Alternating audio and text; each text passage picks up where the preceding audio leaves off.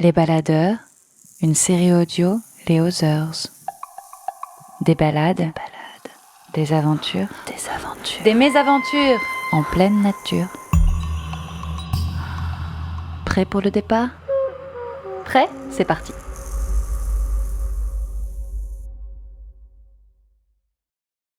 À ma sœur Marie.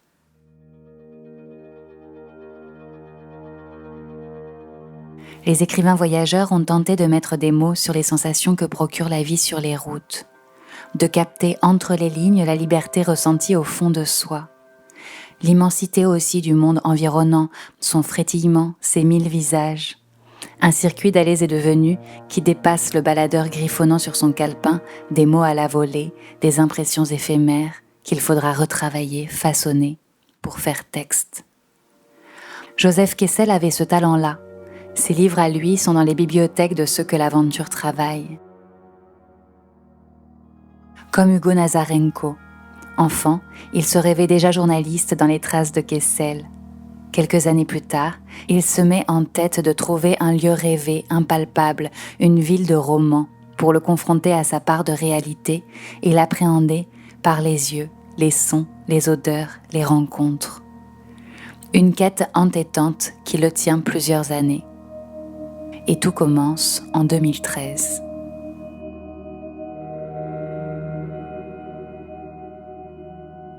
Les grands voyages ont ceci de merveilleux que leur enchantement commence avant le départ même.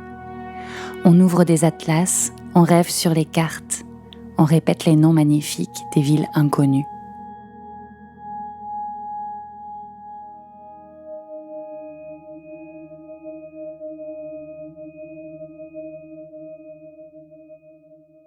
Je me suis rendu en Birmanie pour la première fois en 2013. Et en fait, j'y suis allé parce que j'avais un fantasme un peu autour du voyage, et c'était un pays qui venait d'ouvrir. Donc en 2011, auparavant, la junte militaire avait complètement fermé le pays. Et donc ça correspondait un peu à l'imaginaire que je me faisais d'un grand voyage, avec tout un tas un peu de clichés en fait, aujourd'hui je m'en rends compte, mais autour de l'aventure, etc. Et j'avais dans mon sac à dos à ce moment-là un livre de Joseph Kessel, La vallée des rubis. Je lisais ça quand je suis monté à Mandalay, qui est une ville du nord. J'étais sur un toit d'hôtel et il y avait la jungle de Haute-Birmanie, donc au cœur de laquelle se cache cette vallée des rubis, qui était à perte de vue devant moi. Et là, vraiment, je me suis dit, là-bas, quelque part derrière les cimes, quoi, il y a cette vallée cachée, quoi, et un jour j'irai, quoi. Et j'étais persuadé que j'irais, je savais pas comment à ce moment-là, etc. Mais en tout cas, vraiment, c'était vraiment un rêve complet, mais complètement fantasmagorique, quoi, dans le sens où j'avais pas l'impression que des êtres humains y vivaient. Enfin, c'était vraiment un monde un peu perdu, un peu Atlantide, un peu château dans le ciel, quoi.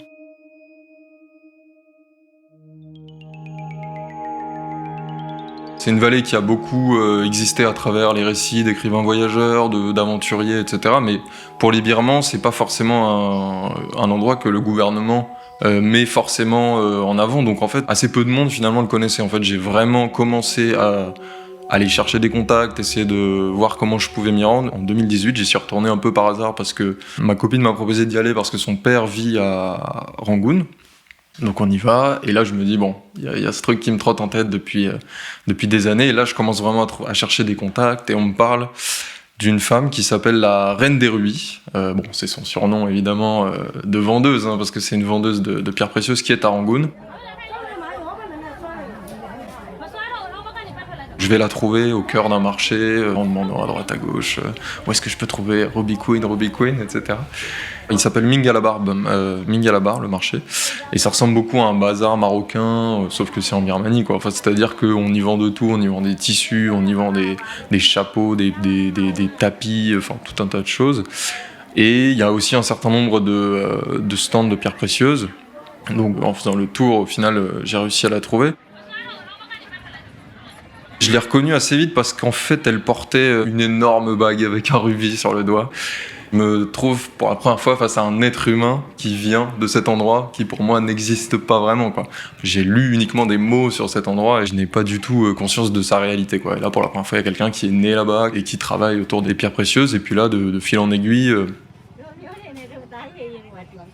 En fait, elle m'a fait passer simplement derrière le comptoir et moi j'avais énormément de questions en réalité à lui poser et surtout beaucoup de questions en fait qui relevaient quand même du fantasme. Il y a énormément de légendes autour de la vallée.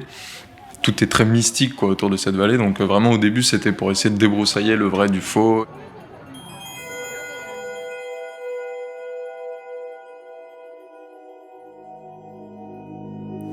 2 jours après, nous volions au-dessus de la Birmanie et de sa haute jungle. Pendant des heures, végétation et monts sauvages passèrent sous nos yeux. Puis, un immense serpent liquide, couleur d'étain fondu, figura l'Irrawaddy.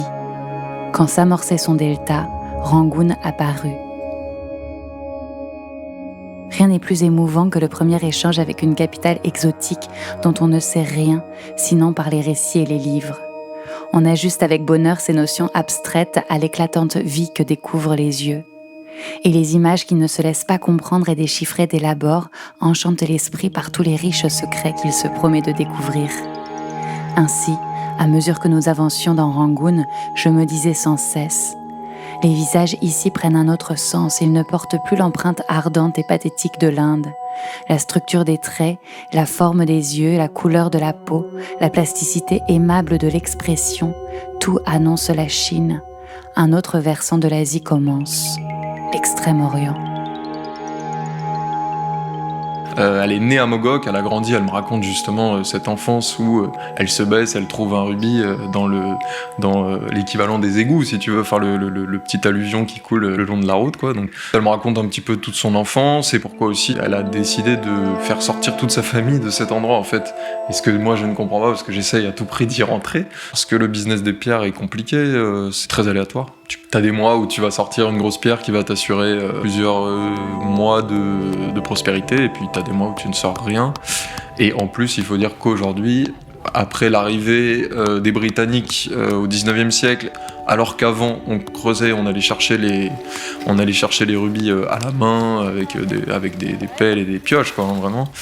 Maintenant t'as des outils et du coup en fait la vallée est beaucoup plus pauvre en rubis, en fait, tout simplement. Et aujourd'hui il reste très peu de rubis, quand on en sortait dans les années 60 des kilos et des kilos tous les jours. Aujourd'hui c'est très rare de trouver une très belle pierre.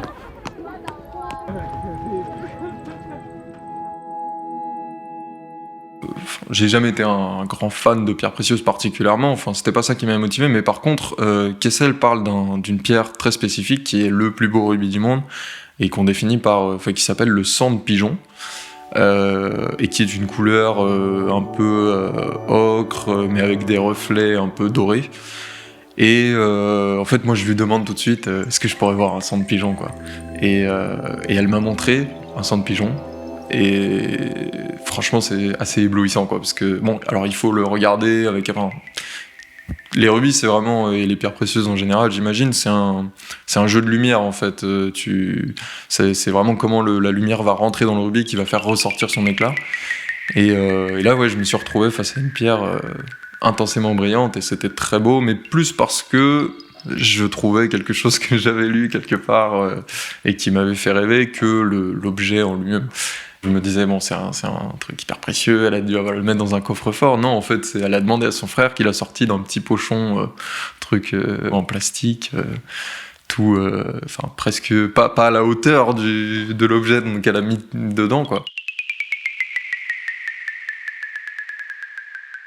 Ce premier contact m'a ouvert la porte à pas mal d'autres contacts, et notamment des gens de la vallée. Et donc là, ça a avancé beaucoup plus vite. Alors c'est très difficile de communiquer là-bas parce que y a un wifi très aléatoire, un réseau tout aussi aléatoire. D'un côté, les gens sont ravis que je m'intéresse à Mogok, mais en même temps, il y a tout de suite tout le monde me dit ça va être difficile d'y aller quand même. Bon courage, ils me disent comment passer, évidemment, ils me donnent tous les adresses officielles. Mais ça m'a quand même commencé à me débloquer des contacts avec des gens qui vivent là-bas et donc forcément qui ont accéléré les choses pour que je puisse trouver assez rapidement quelqu'un qui pouvait me faire rentrer dans la vallée. Parce que tout le monde n'a pas les contacts nécessaires aussi pour pouvoir obtenir les autorisations auprès de l'armée. Il faut quand même être en bon terme avec l'armée, parce que c'est une vallée assez enclavée, très difficile d'accès, sur laquelle le gouvernement met vraiment la main, en fait, garde vraiment jalousement cette vallée comme un objet aussi d'identité nationale. Et tout à fait économique parce que le gouvernement, jusqu'à il y a quelques mois, taxait chaque pierre qui sortait de la vallée à hauteur de 30%, donc autant dire une vraie manne financière. C'était le début de mon aventure, même si elle avait quand même commencé plusieurs années plus tôt, parce que vraiment je m'étais dit, quand j'avais vu ces arbres, un jour j'irai, quoi. Et là je me rapprochais. Après, j'avais toujours pas vendu le sujet, parce que une fois qu'on a les autorisations, il faut les payer. Et parce qu'évidemment, elles sont chères, j'avais besoin aussi de trouver un magazine qui pouvait me prendre le sujet. Donc je sens tout de suite quand même qu'il y a une crainte, tant que j'y suis pas, je peux pas dire que j'y suis. Je sais que je suis pas loin, je sais que c'est possible, il y a des voies pour y aller, mais aucune garantie de pouvoir rentrer dans la vallée des Rubis. Et tout autour de la terrasse, sans un pouce d'intervalle, gardés par des figures d'animaux mythologiques, s'élevaient, par dizaines, par centaines, les chasses, les chapelles, les temples, les monuments, et partout, dans toutes les attitudes, à travers toutes les étapes de son histoire et de sa légende, des dizaines, des centaines d'images et de sculptures montraient le sourire et la sérénité de Bouddha. Sculptures en bois, bronze, pierre, marbre, toutes ruisselantes de feuilles d'or, et les yeux étaient faits de pierres précieuses.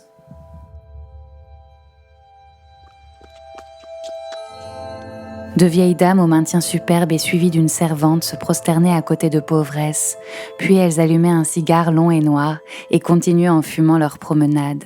Les enfants couraient parmi les sanctuaires et des chiens paralytiques se chauffaient au dernier rayon, sur les marches sacrées. Et le bruit des pieds nus, frottant contre les dalles, se mêlait à la voix des gongs. Il n'y avait aucun éclat de la foi chez ces gens si pieux, pas trace de frénésie, d'inquiétude ou d'extase. Leur certitude était tout intérieure et pleine d'amitié pour le monde. Et le passant étranger, s'il rencontrait des yeux le regard d'un prêtre ou d'un fidèle, n'y trouvait que la clarté tranquille de l'accueil.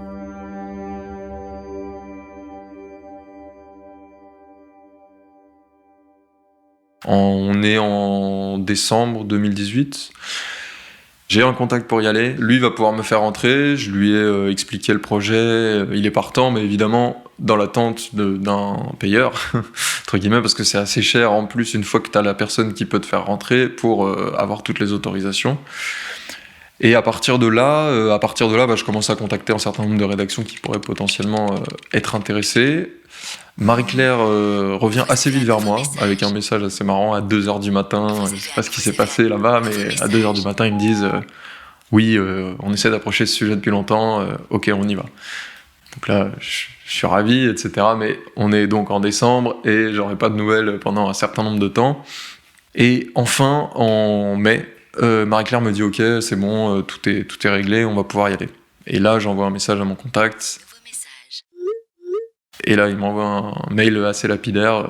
Désolé, le gouvernement a décidé de refermer la vallée. Il y a eu des échanges de tirs la nuit dernière entre les mineurs et l'armée. Je te tiens au courant. Je me dis merde, putain, maintenant ça marche. Et là, j'étais à 2 doigts d'y aller. Et à nouveau, c'est trop compliqué, quoi. Parce qu'il faut savoir que la vallée rouvre, referme sans cesse, vraiment. Je laisse un peu ça de côté, je pars faire d'autres projets à droite à gauche. Et en septembre, je reçois un nouveau message. Ok, la vallée est ouverte, on va pouvoir y aller, tu me dis quand on peut. Et là, les étoiles s'alignent, Marie-Claire me dit ok, c'est bon, pour nous aussi c'est toujours bon, vas-y fonce. Tout ça se fait très vite et en 3 semaines, je me retrouve dans l'avion pour aller à Rangoon.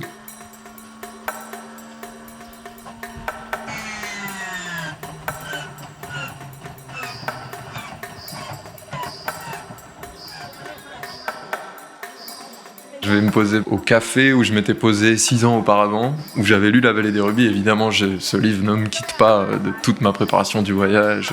J'y retourne à chaque fois que je vais en Birmanie, j'ai La Vallée des Rubis avec moi. Et je me remets à relire La Vallée des Rubis au même endroit où je l'avais lu la première fois, en me disant, ça y est, là j'y vais, quoi. Là c'est bon, je suis là pour ça, quoi. Et ça, c'était assez magique comme moment.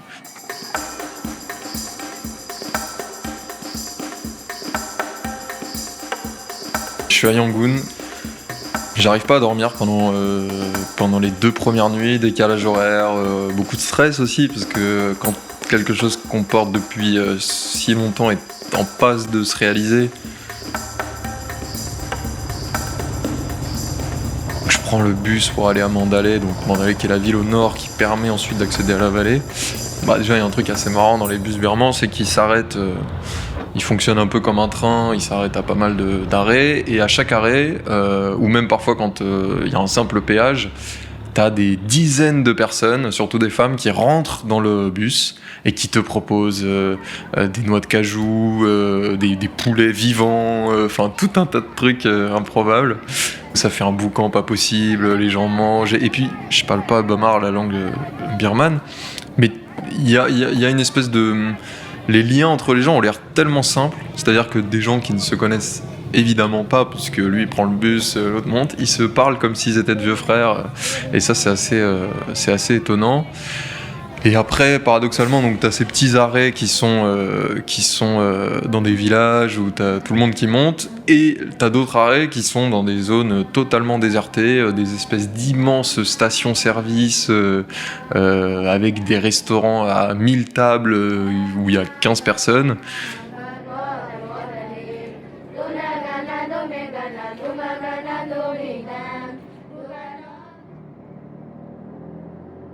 Et en roulant vers le nord, tu roules aussi vers les montagnes, donc petit à petit le paysage change parce que Rangoon c'est vraiment la côte sud, et là on monte vers le nord de la Birmanie qui est beaucoup plus montagneux, et donc par la vitre je vois aussi la vallée se rapprocher quoi, dans la structure géographique.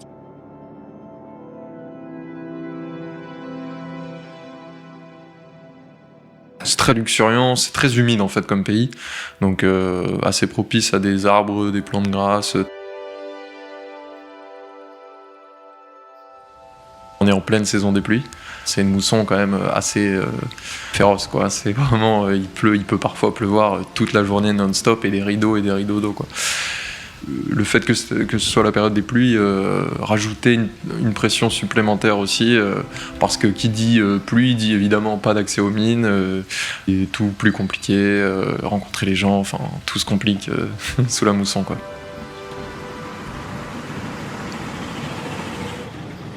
J'arrive d'abord à Mandalay, qui est cette grande ville au nord, qui était anciennement la ville des rois birmans, qui justement eux-mêmes étaient parés de tous les bijoux de Mogok possibles, et qui est aujourd'hui une ville un peu plus déshéritée, un peu moins au cœur parce que pas d'accès à la mer, coincée un peu dans les montagnes, etc. J'avais un hôtel. Le lendemain, je dois prendre un pick-up à 5h du mat.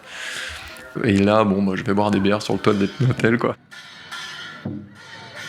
Et en plus, il y avait une fête assez incroyable du personnel de l'hôtel, et les Birmans sont des grands fans de karaoké. Ils chantent très très mal pour la plupart, mais ils sont très fans de karaoké, et donc c'était assez marrant. Et puis j'ai pu rencontrer aussi mon photographe à cette occasion-là.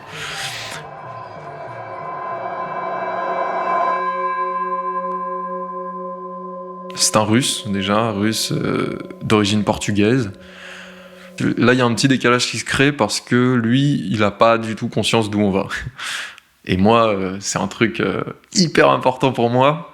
Et lui, je vois que ça lui parle pas en fait. Ça lui parle pas, il pourrait aller là comme faire un reportage à Paris ou quelque part en Thaïlande. En fait, ça lui parle pas autant que moi. Bon, après, il se trouve qu'on s'entend très bien, le feeling passe très bien et tout.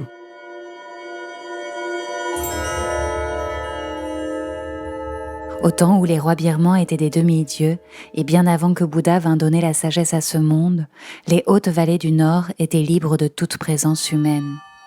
Dans la jungle et les monts, seuls régnaient des animaux sauvages et les oiseaux de proie. Or, un jour, le plus grand aigle de l'univers et le plus vieux aussi, voguait lentement à travers les espaces bleus.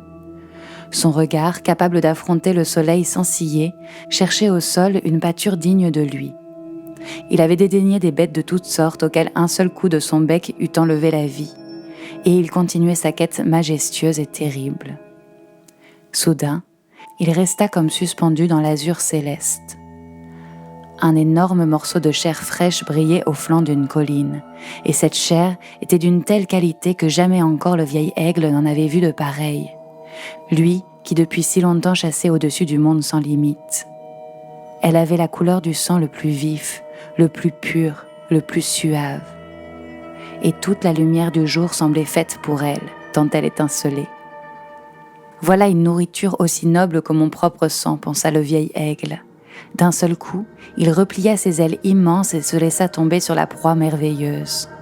Mais quand les serres impitoyables, acérées et dures comme des griffes de métal, et qui traversaient sans effort les cuirs les plus épais, se furent refermées sur la chair éblouissante, il leur fut impossible de l'entamer. 10 fois, 20 fois, le vieil aigle s'acharna sur cette substance inconnue qui avait la teinte du cœur à vif. En vain. Il se demanda si l'âge ne lui avait pas enlevé ses forces. Mais quand il les essaya, les oiseaux les plus rapides et les bêtes les plus résistantes tombèrent sous ses coups furieux. Alors le vieil aigle comprit. Ce n'était pas un quartier de viande qui scintillait dans l'herbe de la colline, mais une pierre miraculeuse et sacrée, une pierre comme il n'en existe nulle part ailleurs, pétrie du feu et du sang de la terre. Le vieil aigle saisit respectueusement la pierre énorme et l'emporta dans son refuge inaccessible, au sommet de la plus haute montagne. Et la vallée où il avait trouvé cette matière prodigieuse était la vallée de Mogok, et la pierre était le premier rubis du monde. Voilà pourquoi c'est à Mogok seulement qu'on les peut découvrir.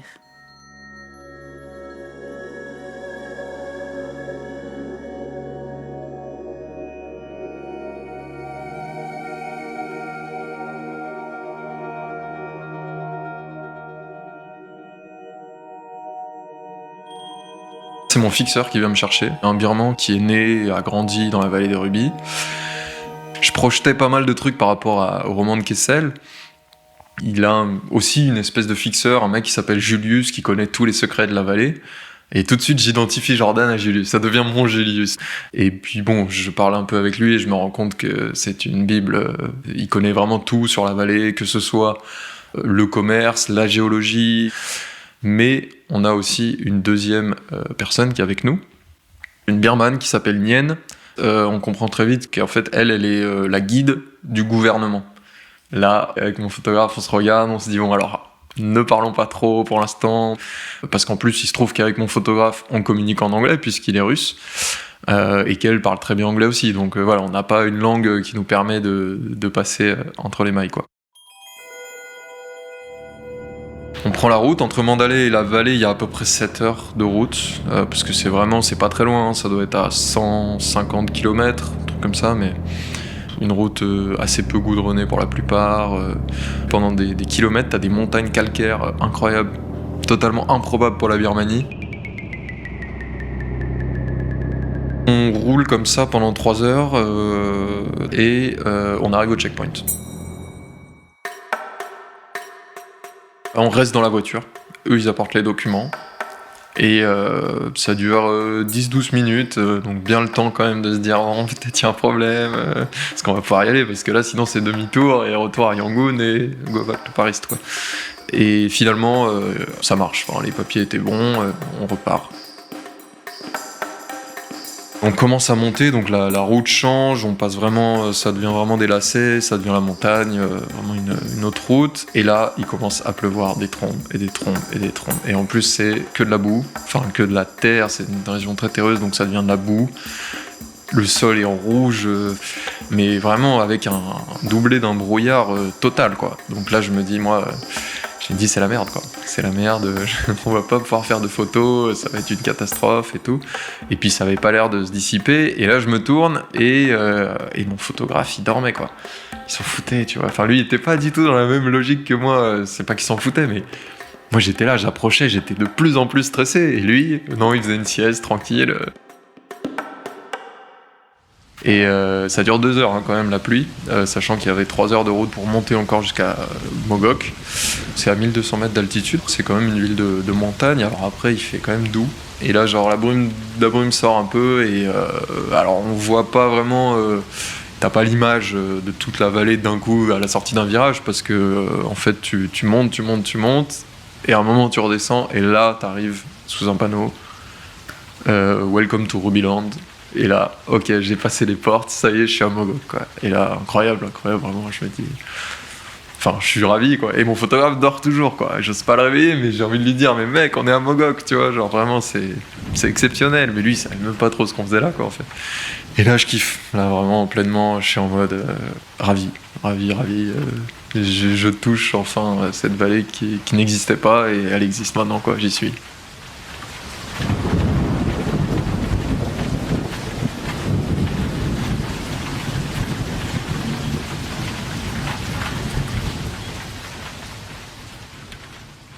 La ville est vraiment scindée en deux parties, donc Mogok Ouest et Mogok Est. Les mines sont à Mogok Ouest et nous on arrive par Mogok Est. Dans la vallée des Rubis de Kessel, on est en 55 et il y a à peine 10 000 habitants, c'est un tout petit bourg, enfin ça ressemble vraiment à... C'est minuscule, il n'y a même pas de route pour y aller, etc.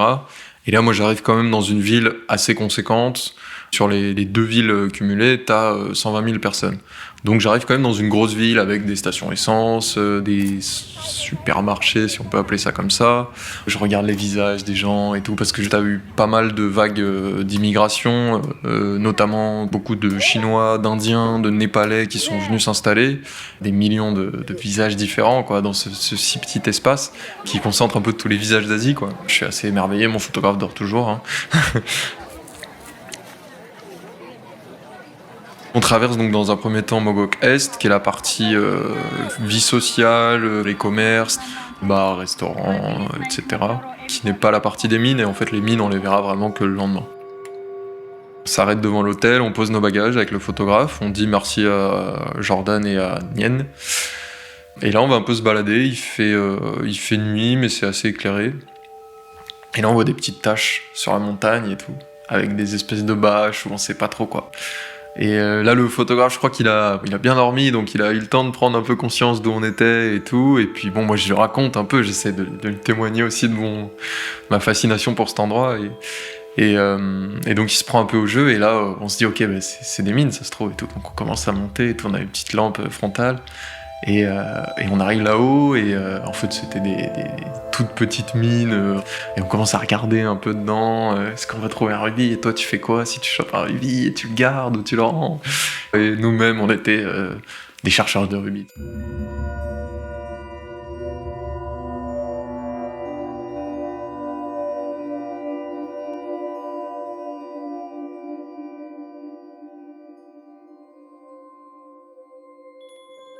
Donc le lendemain matin, on commence vraiment à découvrir la ville, on la voit pour la première fois de jour, et en fait, donc Jordan, notre guide, nous amène au marché. En fait, c'est un marché, et là c'est assez déroutant parce que t'as 400 étals, quoi.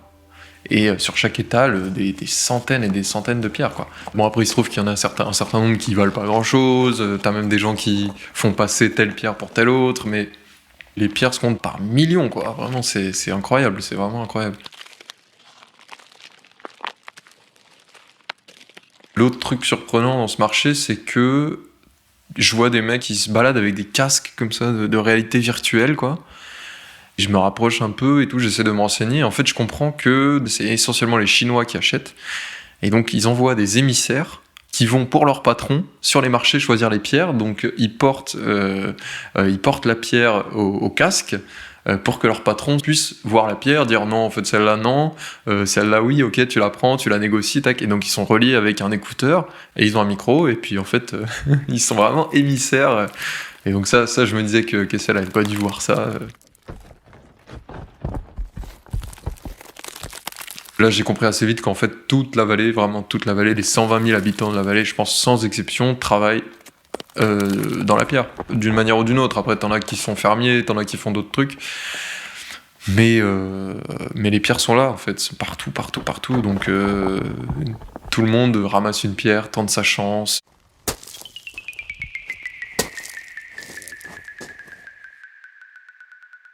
Il y a plein de pierres différentes, t'as du rubis, t'as un peu de saphir, t'as du lapis-lazuli, de péridote, qui est une espèce de dérivée, je crois que c'est semi-précieuse de l'émeraude. Je crois qu'il y a de l'opale, onyx, et puis jusqu'à peu, on pensait que c'était vraiment le seul endroit au monde où existait le rubis, en fait. On a découvert d'autres mines, mais voilà, ça concentre quand même 80% des rubis du monde, quoi.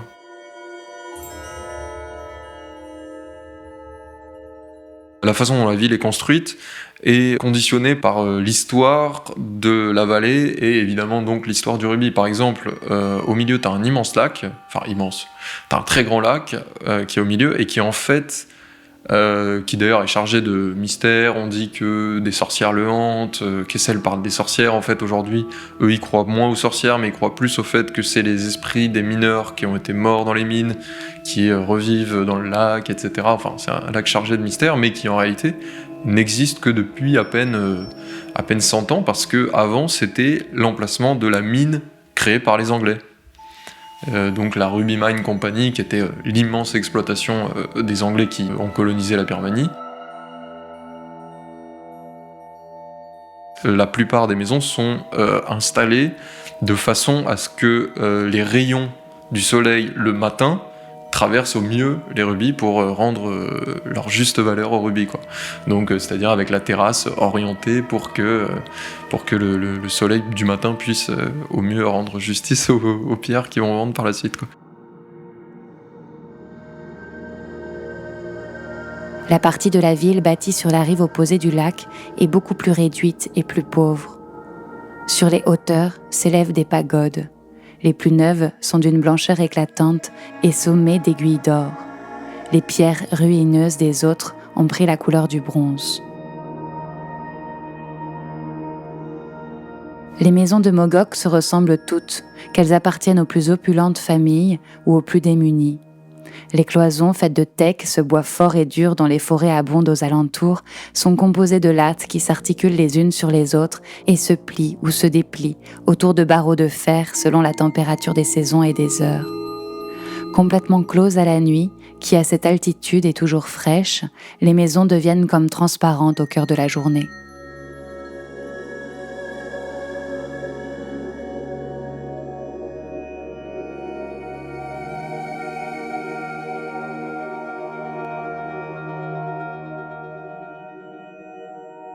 Bon, du coup, nous, ce qu'on a envie d'aller voir quand même, c'est les mines, hein. Franchement, on va pas se mentir, c'est incroyable de se dire qu'à plusieurs centaines de mètres sous terre, t'as des rubis, quoi. Et puis le lendemain, on se relève, là on doit aller aux mines. Il pleut des cordes. Donc on patiente un peu, on va visiter une pagode et tout. Moi je commence à m'impatienter, je me dis bon. Puis au bout d'un moment, je dis bon, écoute, on y va, on voit. Donc on l'attente, il pleut, dans la voiture il pleut, bon ça sent pas bon du tout. Et puis vraiment on s'approche de là-bas et là ça s'arrête de pleuvoir, quoi. Ça s'arrête de pleuvoir et le temps qu'on arrive vraiment au pied des mines, il fait beau. On rencontre d'abord des femmes qui s'appellent les Kanassi. C'est des femmes qui vivent dans des villages un peu plus ruraux. Là, on est un petit peu encore plus loin que Mogok West. Elles gagnent leur vie très chichement en récupérant des poussières de rubis qui tombent 500 mètres plus bas des mines, quoi. Pour faire remonter le rubis dans les mines, on injecte de l'eau. Donc cette eau ensuite va recouler à travers la montagne et parfois charrie encore des pierres précieuses. Elle se balade avec un tamis et elle récupère comme ça franchement des poussières de rubis, quoi. Elle doit gagner 4 euros par jour. Et elles n'ont pas de poche dans le longi, donc qui est le vêtement traditionnel birman, il n'y a pas de poche. Donc qu'est-ce qu'elles font ? En fait, elles prennent les pierres qu'elles trouvent et elles les placent sur leur langue. Et donc parfois, évidemment pour les photos, elles sont toutes là à tirer la langue avec les pierres, quoi, qui brillent. C'est assez fou.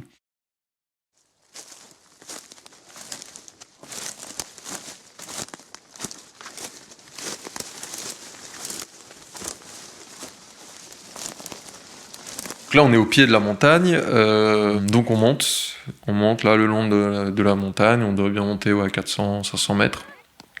Et là, ça y est, on voit des mines, quoi. Donc en gros, la mine, c'est assez simple, c'est un trou dans lequel descendent les hommes et des seaux pour faire remonter les rubis. Donc par exemple, t'as des mecs qui ont mis en place un système avec le moteur arrière d'une moto, qui tourne, et à laquelle ils ont fixé la corde pour pouvoir faire remonter les seaux et les hommes éventuellement, quoi. Évidemment, à 300 mètres de fond, tu as une oxygène très très très réduite, donc il faut leur envoyer de l'air constamment. Et là, mais choquant, vraiment, des grandes poches de plastique avec de l'air dedans, quoi, qu'ils envoient comme ça par pression. Mais c'est vraiment des trucs, si ça se trouve, tout le monde est mort en bas, quoi. Genre, c'est vraiment des conditions de précarité totales. Et puis, ils y passent, à partir du moment où ils ouvrent la mine, il faut qu'ils y restent nuit et jour, tant qu'ils l'ont pas refermée. Donc, voilà, ils y passent des heures, avec un résultat totalement aléatoire, quoi. Parfois ils trouvent pas. Ils font des relais de 12, 15, 16 heures.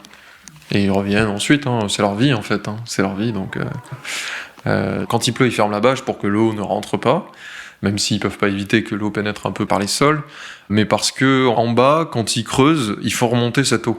Sauf qu'il faut qu'il y ait toujours quelqu'un qui soit en train de creuser pour que l'eau puisse s'évacuer aussi. Et donc en fait, il est arrivé plusieurs fois que des mecs se retrouvent noyés parce qu'il était tout seul en bas, et donc en fait l'eau monte trop vite et il se fait noyer par l'eau qui monte. Enfin, c'est des travaux hyper dangereux, hein. T'as des morts toutes les 2 semaines, 3 semaines. J'ai cru comprendre qu'il y avait une forte consommation de drogue aussi pour pouvoir tenir. J'ai interviewé à la fois des jeunes et des moins jeunes, et le discours est totalement différent, quoi. Les jeunes, ils y vont vraiment de bon cœur, parce qu'ils croient à une possibilité de devenir riche, quoi, vraiment. Alors que ceux qui font ça depuis 40 ans, ils savent très bien qu'ils seront jamais riches et qu'ils font ça pour ramener de quoi bouffer à leur famille, quoi. Et voilà, t'as ces problèmes d'oxygène, ces problèmes d'eau qui remontent. Il est arrivé aussi que des hommes meurent parce que mauvaise gestion avec le haut. Du coup, on fait redescendre le seau, ou le seau n'arrive pas à remonter jusqu'en haut, il retombe et il y a un mec en bas, il se prend 300 mètres de chute d'un seau chargé. J'avais jamais travaillé sur les mines auparavant, j'avais jamais vu de mine, et c'est vrai que c'est quand même très choquant de voir la différence entre le fait que cet endroit soit chargé de richesses inestimables et le fait que ces gens vivent dans des conditions terribles, qui gagnent rien sur ce qu'ils vont remonter, que ce sont eux qui prennent tous les risques et qu'au final, il y a des gros propriétaires qui vont s'enrichir sur leur trouvaille, quoi. Et voilà, donc on est allé rencontrer ces mineurs. Alors on n'a pas pu rentrer dans les mines parce que c'est trop dangereux. En fait, déjà les installations sont d'une précarité totale. Mon compagnon, alors, appela à mi-voix un homme que je n'avais pas distingué du roc auquel il se tenait appuyé, tellement il en avait pris la couleur. Sa veste lâche, son pantalon flottant, évasé du bas, son chapeau de toile, ses mains, ses joues, son front, tout en était recouvert d'une poussière grenue, pareille à une cendre de pierre. Mais sous les vêtements habituels du mineur, il y avait une vitesse de mouvement singulière, redoutable, et le regard, étrangement nu dans le masque de poudre grise, montrait une attention constante, dure, une vigilance d'homme de main. Le neveu, lui, s'étant assis sur un morceau de rocher, allongea les jambes, alluma une âcre et noire chiroute, puis il me dit « Pour rejoindre votre ami, suivez cet homme. » Le coulis, déjà, filait rapidement, silencieusement le long du sentier creux qui épousait le mouvement de la falaise. Ses pieds nus touchaient à peine le terrain rude et coupant. J'avais parcouru avec difficulté quelques centaines de mètres quand, soudain, il se plia en deux, serra les épaules et s'évanouit, comme dévoré par la colline. Arrivé au même endroit, je me baissai à mon tour et découvris un orifice très étroit, découpé irrégulièrement dans la pierre. Il donnait sur une pente qui glissait vers un trou de ténèbres. Comme j'hésitais, une lumière se balança dans l'obscurité et la voix du coulis, rauque et brève, me héla. Je m'engageai dans la fissure, mais j'étais loin d'avoir sa souplesse de couleuvre et je dus ramper sur les genoux, écorcher mes épaules aux arêtes de silex avant de pénétrer dans la grotte que la lampe tempête du coulis éclairait faiblement. Elle était si basse de plafond qu'un homme de taille normale avait à s'y tenir voûté et si réduite de dimension que les murs semblaient un étau. Un trou, béant au milieu, s'enfonçait dans les entrailles de la terre et par ce chenal, un bruit sourd et monotone arrivait jusqu'à nous. Je ne pus retenir une exclamation. Quoi ? Devais-je vraiment me confier à cette frêle perche de bambou, traversée à longs intervalles par des bouts de roseaux juste assez larges pour un pied nu et qui oscillaient dangereusement au-dessus d'un noir précipice ? L'amour-propre seul me décida. Au bout de l'horrible descente s'étirait une succession de niches qui étaient reliées l'une à l'autre par des couloirs tellement étroits qu'il fallait s'y traîner à plat ventre ou par des tiges de bambou affreusement légères et vibrantes, jetées sur d'invisibles abîmes.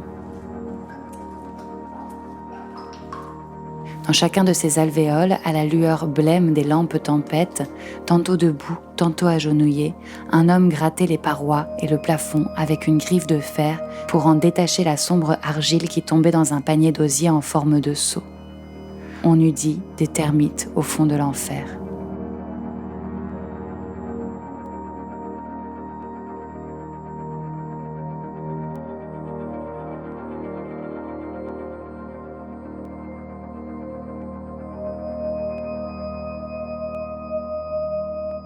Quand on redescend des mines, on va manger des nouilles les 4 heures de l'après-midi parce que du coup on a eu cette chance qu'il fasse beau.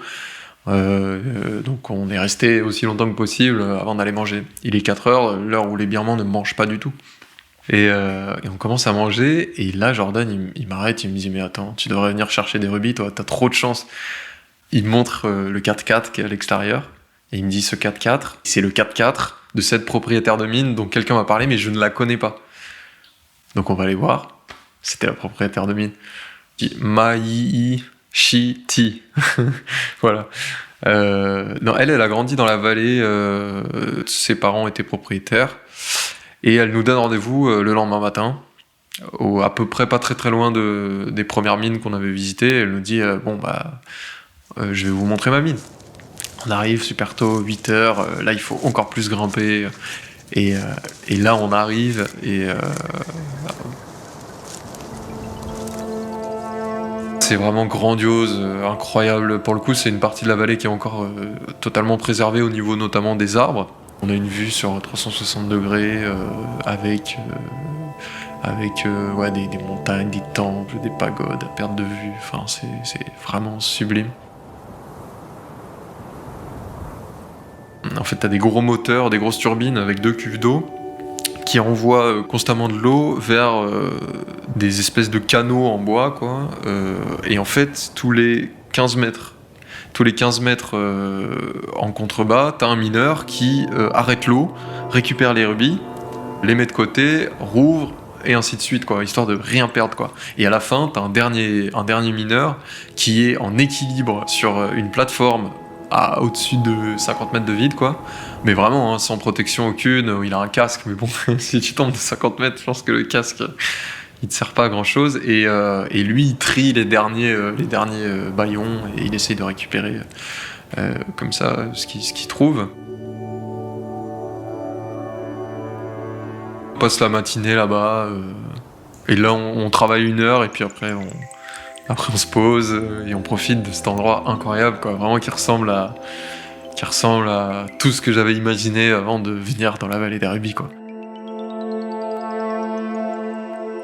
Et puis au bout de quelques jours, on a vu tellement de rubis que ça fait plus rien, quoi. Les premiers, franchement, là, tu te dis, ah, mais c'est fou. Puis là, tu sors un énorme rubis et tu dis, ah ouais, ok, tu le regardes avec curiosité, mais pas du tout avec le même émoi qu'au début, quoi. Si j'avais pas vendu le sujet et que je m'étais pas présenté en tant que journaliste, quoi.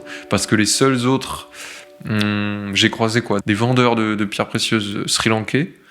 Et sinon, la plupart des gens qui viennent sont des gémologues. Il n'y a pas de voyageurs qui passent par là, quoi. Parce que ça demande un investissement de temps très important et puis un investissement financier aussi quand même conséquent pour pouvoir payer toutes les autorisations, etc.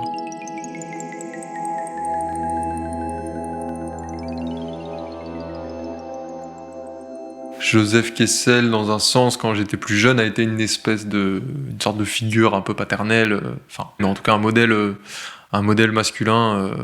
Donc évidemment, marcher sur ses traces, c'était quelque chose d'important pour moi. Ouais. Après, on n'était pas dans la même démarche non plus quand on y allait. Lui était déjà installé. Enfin, moi, voilà, j'ai fait plusieurs autres reportages avant, mais lui était déjà Joseph Kessel au moment d'y aller. en tant que Joseph Kessel. C'était ma source d'inspiration, une source de travail aussi, parce que évidemment il y a énormément d'informations, notamment sur toute la partie un peu plus historique, sur qu'est-ce qu'a pu être la vallée à un autre moment, comparé un peu à aujourd'hui, voir aussi que je disais tout à l'heure qu'il y avait beaucoup de choses qui ont changé, mais il y a aussi énormément de choses qui sont toujours qui sont figées et qui n'ont pas du tout évolué. On est quand même au 21e siècle, quoi. Et tant mieux, en vrai, parce que tu sais, t'as toujours ce truc quand t'arrives en voyage où tu veux... d'ailleurs, mon tout premier voyage en Birmanie, je m'efforçais de ne pas utiliser la Wi-Fi, j'allais dans les cybercafés tous les 4-5 jours pour envoyer les mails dont j'avais besoin, parce que ça correspondait au mythe que je me faisais des grands voyages, enfin des beaux voyages, du voyage tout simplement en fait. Et en réalité, maintenant, je suis beaucoup plus... je préfère voir ce qui existe en fait que d'essayer de projeter une image mystifiée, quoi.